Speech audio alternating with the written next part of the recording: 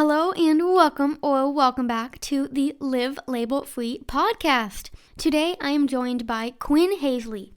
She is a non-binary, queer, and neurodivergent eating disorder dietitian. Quinn started working in the eating disorder field 3 years ago as a registered dietitian in Balance Eating Disorder Treatment Center, where she has worked at the PHP, IOP, and outpatient levels. They started their own practice Eros Nutrition, in April of 2022 to primarily focus on working with LGBTQ+ and neurodivergent folks after seeing a need for more affirming treatment spaces run by clinicians with lived experience. Quinn is passionate about breaking out of the cookie-cutter eating disorder treatment model and bringing social justice into eating disorder recovery. In today's episode, Quinn and I discuss the overlap between neurodiversity, eating disorders, and the LGBTQ+ community. I learned so much from this conversation, so I have no doubt you will too. Gotta put one foot in front of the other, and you'll be around the corner soon.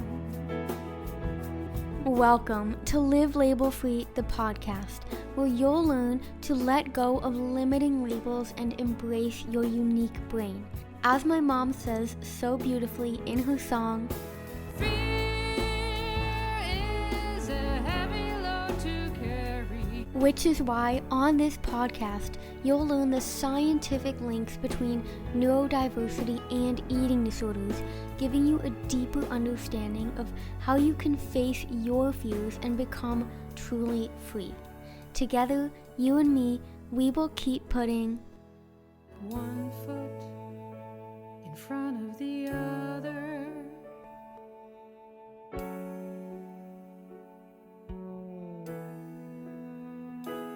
Hi, Quinn. Thank you so Hi, much for coming onto the podcast. How are you doing today? I'm good. How are you doing? I am good. We were just both talking about before we started recording that it's Friday, TGIF. But Seriously. I'm so realizing I'm already getting so much energy from talking to you because I think this is such an important topic we're going to dive into today. Um, Yeah. but let's just start with you and your brand. And what is Practice Eros? I hope I said that right. What is Practice Eros Nutrition and what inspired you to do the work you do today? Yeah. So Practice Eros Nutrition is the private practice that I started. It's been almost a year ago now, exactly, which is Wow, exciting. I know. congrats. Thank you. I started my private practice, which focuses primarily on working with LGBTQ identified and neurodivergent clients, because I am LGBTQ identified and neurodivergent. Yeah. And I really just saw a need for more kind of affirming, tailored treatment for people in those communities within the eating disorder treatment space. There's definitely some of it out there, but there's a shocking lack of it considering how many people who are queer or neurodivergent have an eating disorder and are in recovery. So I wanted to be able to give more to those communities and create a safe space for them. That is so beautiful. And I love that you kind of created this from your own lived experience because I believe that lived experience is like the best qualification that exists when it comes to helping people. Yeah.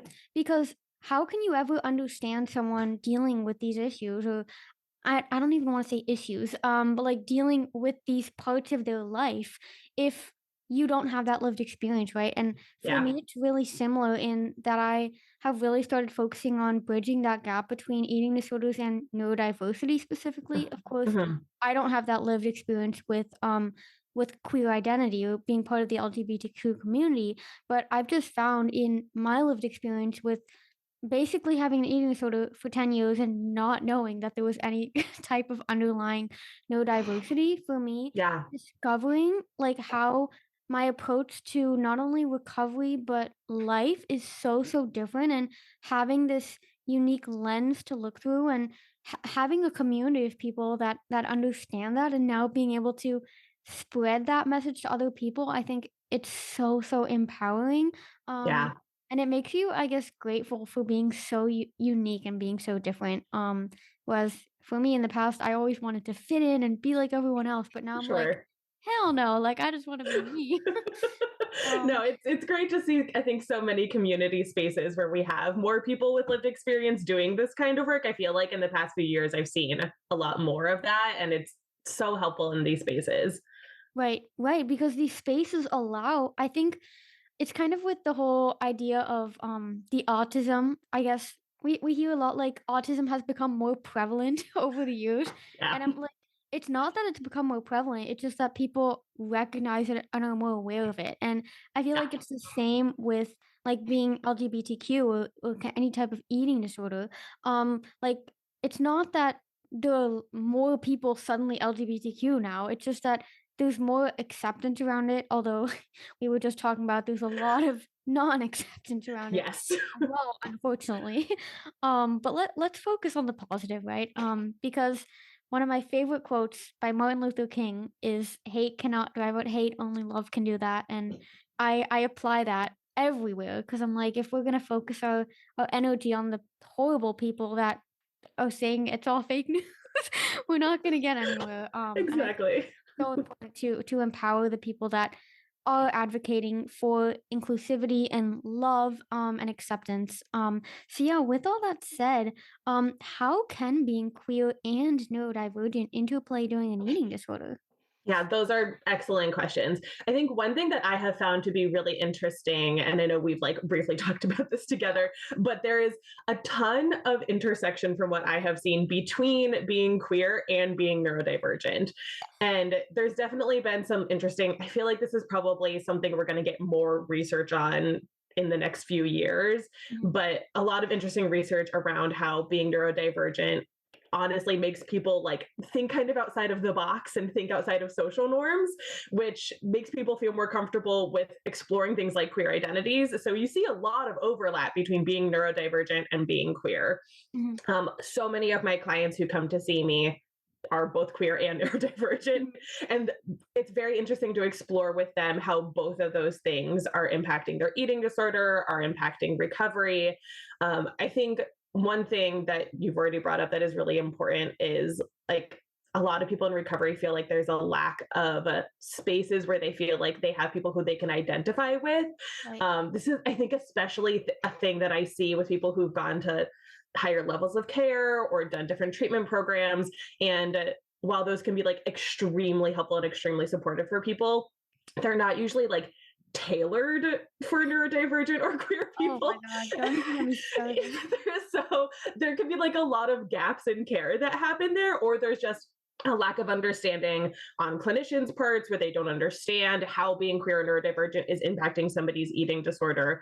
So that's why I think it's really helpful when people are in recovery to try to find either clinicians who have lived experience or find support groups, peer support groups, like finding those things that are going to make them realize that they're like not alone in the experiences that they're having and that a lot of other people can identify with those experiences too.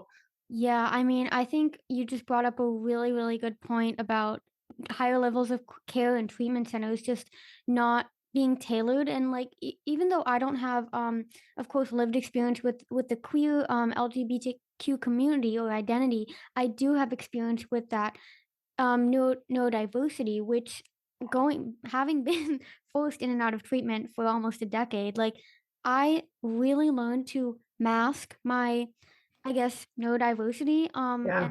and kind of became conditioned to tell the therapist, to tell the treatment providers what I knew they wanted me to hear. Mhm. Because a lot of what I said, a lot of my truth was invalidated, like, oh, that's just your eating disorder. Oh, Yeah. that's this. Whereas I think, especially because I now have a client that struggles with body dysmorphia, and they said that a lot of it was actually caused by feeling like they were in the wrong body. And I think even that, like, I can even imagine if this person was saying, I struggle with the body dysmorphia, like, I feel like I'm in the wrong body, it would immediately be, oh, well, that's your eating disorder. Yeah.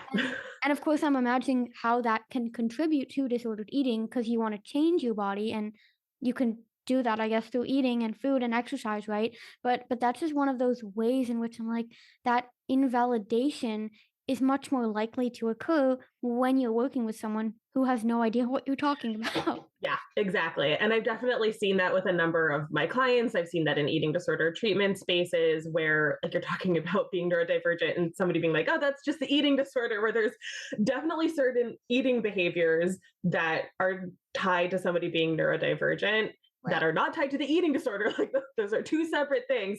So a lot of the work that I do with my clients is kind of piecing out like what might be related to the eating disorder, what feels like a disordered behavior versus what's just tied to being neurodivergent. And I think giving themselves permission to use like reasonable accommodations for themselves that makes sense to use because they're neurodivergent.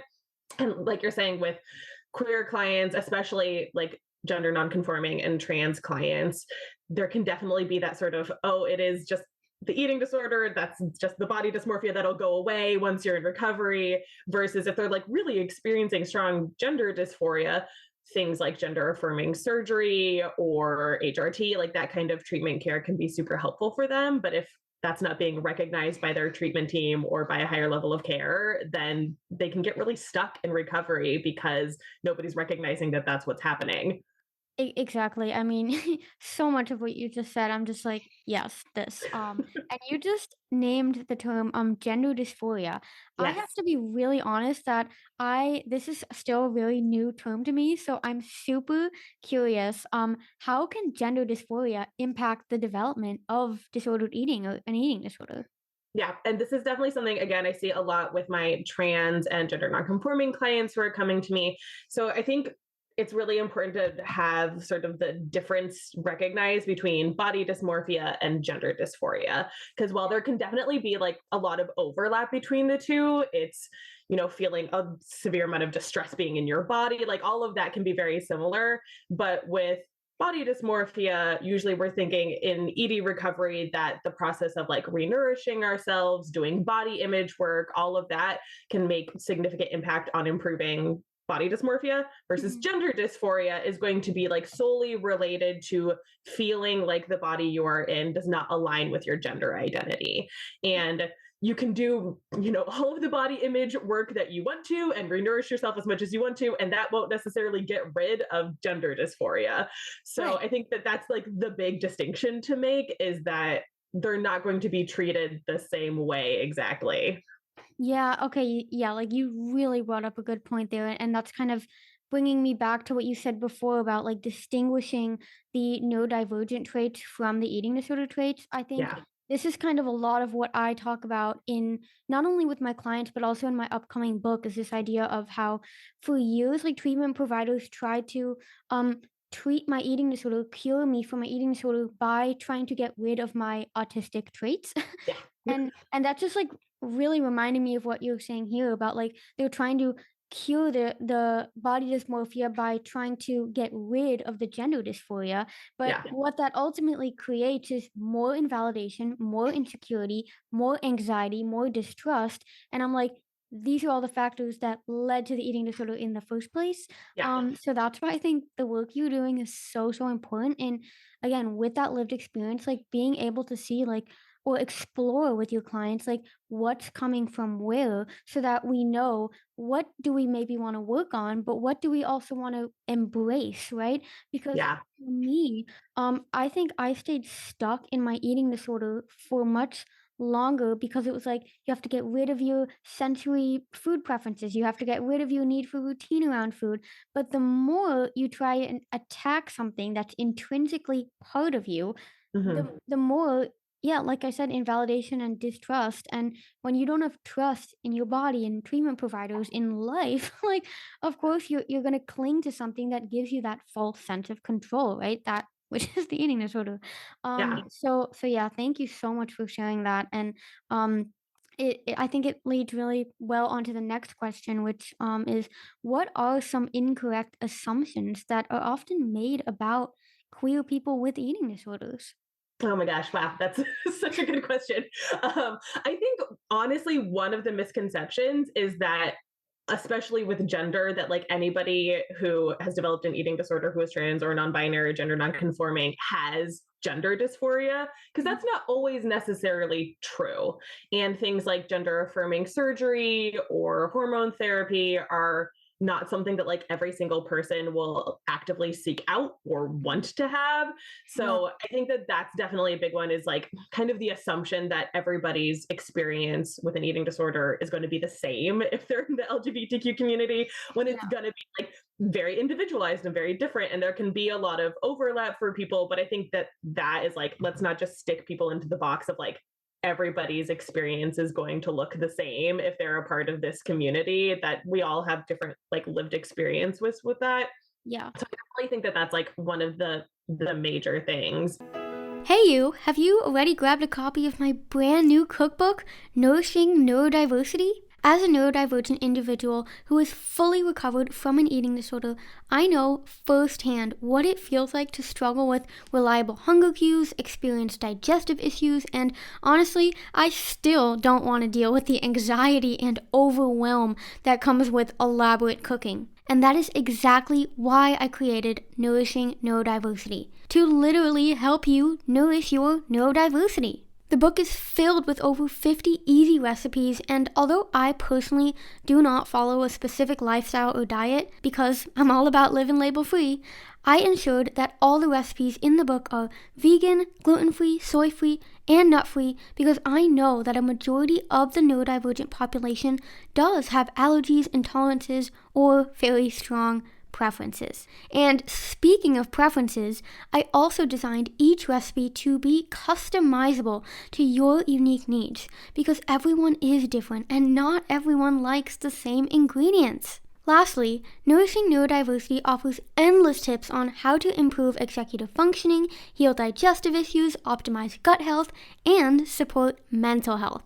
To grab your very own copy of Nourishing Neurodiversity, or perhaps to give it as a gift to a neurodivergent friend or family member, simply visit the link livelabelfree.com/nourishing-neurodiversity, or just click the link in the show notes. Be sure to let me know what you think, and I absolutely cannot wait for you to try out the recipes. Now, let's get back to today's episode. I think another common misconception is thinking that like sexual orientation doesn't have as much of an impact on eating disorders as gender identity, because I see a lot of information and a lot of stuff in research and everything that looks a lot into how gender identity and transness can impact the development of an eating disorder or how an eating disorder is perpetuated. But I see a lot less on how sexual orientation can impact somebody's eating disorder or the development of an eating disorder. So I think a lot of my clients who are cis, but might be queer, gay, bisexual, like whatever they identify as, that is not always brought up or recognized in their treatment because the provider is like, whatever, you're cis, like you obviously feel comfortable in your butt, like you're fine. And so they don't think about how like their sexual identity might actually also be impacting their eating disorder or their development of their eating disorder. And so that kind of gets like shoved to the side a little bit. Of course, and again, you brought up something really important, and kind of the whole philosophy behind living label free. As you said, that's kind of the problem, is that people place people in boxes. Like we push it to the side, you're this, so you can't be this. But I believe any kind of restriction and invalidation is rooted in labels, like whether we're labeling food as good or bad, but also whether we're labeling a person and their traits as this is significant or this is important and this isn't. Yeah. And again, that's like, I feel the problem with like traditional treatment and just people who, I guess, try and help eating disorders that have no lived experience and are just basically trying to copy paste their textbook onto a person. Exactly. And then when that doesn't work, they're like, you're too complex, you're just gonna have to stand and forever because we don't find you in the textbook. I'm like, have you ever Exactly. like that? And again, like that comes all back to everyone is different. Like everyone, like I don't even think anyone matches the textbook definition of an eating disorder. No, I mean, it's one of my major complaints always with the DSM is like, it's such a strict thing to keep everybody to like qualify for an eating disorder. Right. And then I think it negates people's experiences if they're like, oh, I don't fit into this little box that is what an eating disorder is supposed to be. And then they feel like, oh, like, should I not get support then? Like, do I not deserve recovery because I don't fit into this classic view of what an eating disorder looks like? And it like just perpetuates that like already existing belief of I'm not sick enough. Yeah, Which is totally. yeah, and I think also with kind of going back to what we said about the DSM and these textbooks, I like asked one of my clients once who was like, "Yeah, but this isn't right. Like I don't match this." And I'm like, "Who do you think wrote this textbook? Like not someone with lived experience." Nope.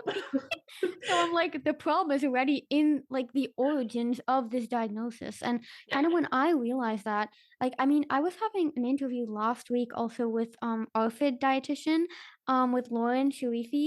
And Yeah. she was even saying how like ARFID, that diagnosis is like even only 10 years old. And then I'm Yeah. like, but that doesn't mean that it wasn't around before, right? Yeah. So yeah, I mean that's a whole nother rabbit hole, but I think you Oh, just yes. had a super I just think it's so important that you said like how labels and placing people in boxes like that can be so invalidating and so harmful. And you also brought up how there's this misconception that sexual orientation doesn't have as much as an impact on eating disorders. Could you elaborate a bit on like maybe give an example of how kind of invalidated sexual orient like how can I best phrase this? Like how if someone's kind of if they do identify as non non straight, I guess that's the best way to say it. Like if that's being pushed to the side, like how can this negatively impact their experience in recovery or recovering from their eating disorder? Yeah, that's a great question. And I have a few examples that are kind of popping up in my head of conversations that I've had with clients about this. I've definitely had a few clients where, when we're talking about sort of the origins of their eating disorder and when in their life they remember eating disorder behaviors popping up, that some of it happened when they first recognized that they weren't straight, and they're like, oh no, okay, like I'm finally recognizing that something might be going on with my sexual orientation. Right. And that can freak you out. That can feel really scary. And they also might not exist in environments where that feels really safe to come out. And so, a protective mechanism that can come up for that is the eating disorder. And so, that's definitely something that has popped up for some of my clients, of like the eating disorder developed because they didn't feel safe in their own identity or being open about their own identity. And so that was like their protective mechanism that they made for themselves. Um, the other thing too that I feel like comes up for a lot of my clients, if they're cis but they're gay or bisexual or lesbian, that they go to healthcare providers, and a lot of healthcare providers assume straightness for a lot of these clients. And so if they come in and they're cis, but the doctor's like assuming that they're straight as well, then they can ask questions. Like I've had clients where they're like, oh, like tell me about your husband. And the person's like, hey, I'm a lesbian. Like I have a wife. Thank you. And then And the so doctor's like, like, oh, okay. So I think it's that. It's like this kind of assumption that a lot of providers have of like, we're going to just assume everybody is cis and straight until you have told me otherwise, versus kind of going into it being like, I don't know about your identity. And so I'm going to use either, very non-gendered language around things, or I'm going to ask you questions about it to discover like what your identities are. So I right. think that is definitely something a lot of my clients encounter for sure. I love that you use the word assume because it just immediately making me think of something my mom always says. Whenever I would get mad at her because she would assume something about me, I'd be like, "You always assume things," and then she'd be like, "Yeah, well, you know what assume stands for? It makes an ass out of you and me." Exactly. That's why we shouldn't assume things. Right, and that's just like I don't even know why I had to say that, but just like I'm like giggling in my head. But anyways, yeah, I think that's so interesting that you brought that up. And like obviously for me, not being, I guess, in a white body that's straight and cis and fitting that stereotype of an eating disorder when I was sick, like I it's really opened up my eyes to hear this from you and also to hear like experiences from my clients that don't have I guess fit society's mold of this is what an eating disorder looks like, because Yeah. I'm just like realizing more and more how what a privilege I had, and that just it's become so clear to me that the world is so unfair, like with this language and like going to the doctor and having these assumptions made about you, even though you totally don't identify with that, like how invalidating that feels, and indeed how unsafe that feels. And when it does come to, like, say you are discovering you are lesbian or gay or queer, or you are exploring your identity and feeling like this is not the body I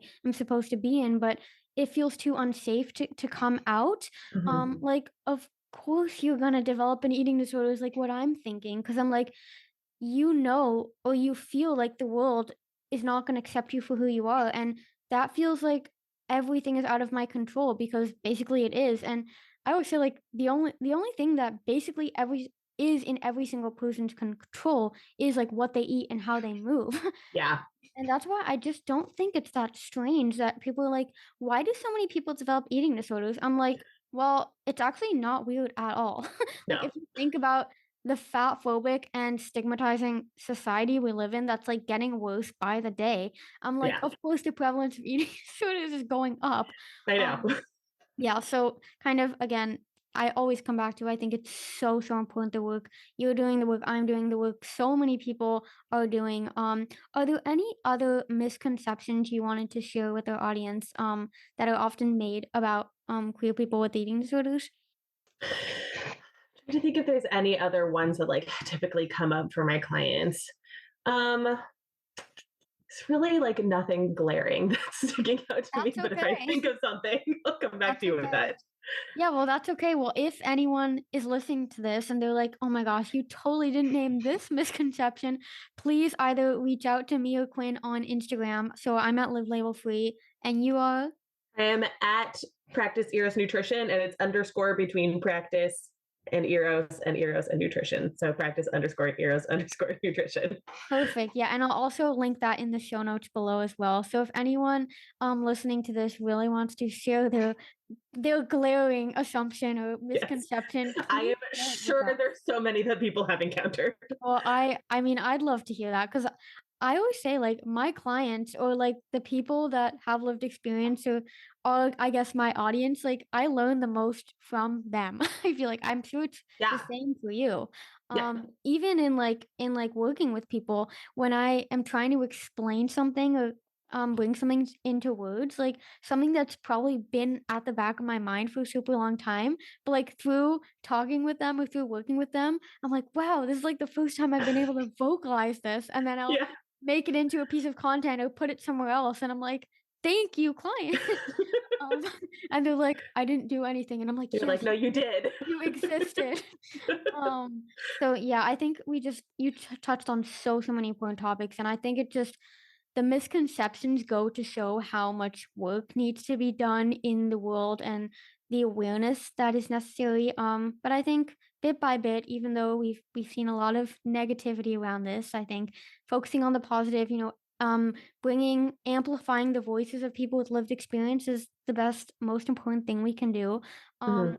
Um, and with that said, like talking about treatment and everything, how can eating disorder treatment be tailored and be more validating for queer individuals?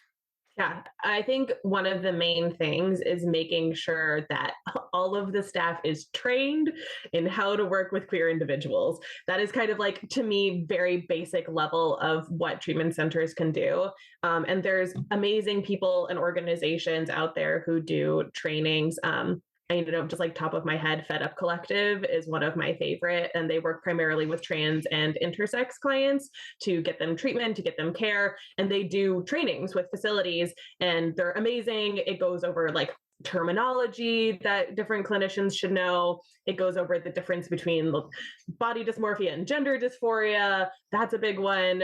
I think that the main things that come up for me with creating like safe spaces for people in treatment centers, again, is just that kind of like basic education that clinicians can do around the topic, again, so that it doesn't feel like the patients or the clients that they're working with have to put in a ton of labor to educate their treatment team, Oh yeah. because that's a lot of like emotional and mental labor that the person is doing then to try to educate their treatment team about what their experience is feeling like. And I think that there's a difference between being a clinician and being curious about somebody's experience and wanting to get some more details from them versus having like zero understanding of the words that they're using or the experience that they've had. And so then you're spending a ton of time educating your treatment team versus actually getting support from them. So that to me is really the big thing, is like just at minimum making sure all of the staff actually have received formal training in how to work with queer individuals. Yeah, I think that's so important. You just brought that up, and like not having the patient or client themselves have to put all this work in educating. Because for me personally, like now, like I remember going to the doctor just like last year, and they were talking about BMI, and I'm like, do you not understand that BMI is like the bullshittiest thing ever? And they were Yeah. like, no, but this is the system we use, and I was like rattling off a whole story about how BMI was invented, and they were just like blankly staring at me, and they ended with like, wow, I didn't know that. Like, You're like, and I'm you like, should, you're a medical provider. right. And I'm just like thinking, like, I'm sitting here, I'm paying you, and my insurance is paying you to basically not know anything. I'm like, Yeah. this doesn't make any sense. Like flipped worlds here. Um, yeah, so and also Fed Up Collective, I'm actually gonna put their link in the description below because Yeah. I just had a quick Google search of them. Yeah, and it looks like they're doing great work, like you Yeah, said. they do really amazing work. They also have a dietitian match program that I'm a part of where they can help match dietitians with people who are going through Fed Up to get treatment or to get extra care. And they provide like very low cost services for those people, which is amazing to have, you know, obviously affordable treatment, which we know can also be an issue, treatment not being affordable or accessible for people. Yeah, and I mean, I can't even imagine like how that might even be harder for people, like even for like like surgeries, right? Like gender, like Yeah. a lot of the time that's not covered because they're like, oh, that's your problem. Like, and I'm like, what the actual frick? Like, it's Yeah, just definitely getting coverage. Another huge issue that we have found with some of our trans individuals who are trying to get surgeries done is BMI cutoffs, where providers will not give them things like top surgery because their BMI is too high. And so then they're getting denied like what I consider to be life-saving treatment because of their BMI. So huge issues, I think, still that we're working through for that. yeah, and again, that's just one of those illustrations of how messed up the healthcare system is. Because like I read this quote somewhere else that I was like, oh wow, that's like a great way to metaphorically represent BMI. And it was like, if a neurosurgeon is performing 200-year-old techniques, he would be immediately banned. And I'm like, Yes. well, BMI is over 200 years old too. So why is literally every healthcare professional still using that in a world where like the technology has never been as advanced as Yeah. it has ever been? And then of course also just acknowledging that some people naturally need to be in a larger body to function at their best. I'm like, why can people just not accept that? I know. I know. It's so frustrating. So frustrating, but again, it always brings me back to Quinn. You are doing amazing work, and I'm so thankful for you and everyone else listening to this who wants to become more aware and who wants to better themselves. Because I think there is no shame in lack of knowledge. I think as long as you are open and to learning and listening and at least trying to understand other perspectives, I think if everyone was that way, like we would have no wars in the world. Yeah. Um, because it's that closed mindset of this is how we do it, this is the only way, this is my belief, everyone else is fake news. Like it's Yeah. that mindset that creates awfulness in the world. So thank you, Quinn, so much for being here today. Is Yeah. there anything else you wanted to add or share with our audience? Any words of wisdom? I mean, I think my main words of wisdom is if you are queer or you're neurodivergent and you are in recovery from an eating disorder, knowing that definitely you're not alone in this, that there are so many people who have similar lived experiences. And I think just kind of reinforcing finding those safe spaces where you can find other people who can validate your experiences, who can identify with your experiences. There's some amazing like free resources out there for people, but I've seen the amazing impact that finding community can have for people. So, I mean, like this podcast, having something like this that people can turn to as an amazing resource. I think the more that we have things like that, the better off people will be. Yes, I love that. Yeah, because that's the whole reason why I have this podcast. Like jumping off of what I just said is like to create that openness and that awareness and just spread the message and amplify voices of people with lived experience. Because it's so important, and I could add 1,000 more shows to that. Um, well, Quinn, thank you so much again for sharing everything you shared today. I mean, I learned so much, which I have no doubt my audience will learn so much. And yeah, if you, my listeners, or if our listeners want to learn more about you or get in touch or be part of your amazing community, what would be the best way to do so? Best thing, you can go to either my Instagram, which I already shared the handle, or you can go to my website, which is www.practiceerosnutrition.com. You can learn a little bit more about me, about the work that I do. I also have a couple of groups. I have an LGBTQ eating disorder support group and a neurodivergency and eating support group. So if anybody's interested in either of those, you can check that out also while on my website. Amazing. Well, because we just talked about the power of community, I'm like, I want to just be running over there right now or walking, right? Whatever works for you, whatever movement you prefer in life. Again, thank you so much, Quinn, for coming on the podcast. It's been a Thank you for having me. speaking with you. Oh yeah, and I'll leave all your links to all your handles and everything in the show notes below. I'll leave the link to the Fed Up Collective in the show notes below. So anyone who can't who's not an auditory link listener, you can just click the link in the show notes. And with all that said, thank you again, Quinn. Thank you, listeners, for listening, and I'll chat with you guys in the next episode. Bye bye for now. Just one foot in front of the other, and you'll see around the corner soon. This podcast has been recorded by your host, Liv. This podcast has been edited by my wonderful friend, Dharma, and the beautiful song, One Foot in Front of the Other, that you are now listening to was written and recorded by my beautiful mom, Louise Alexandra. I am so grateful for my team and everyone who supports Live Label Free. Together, we are always stronger.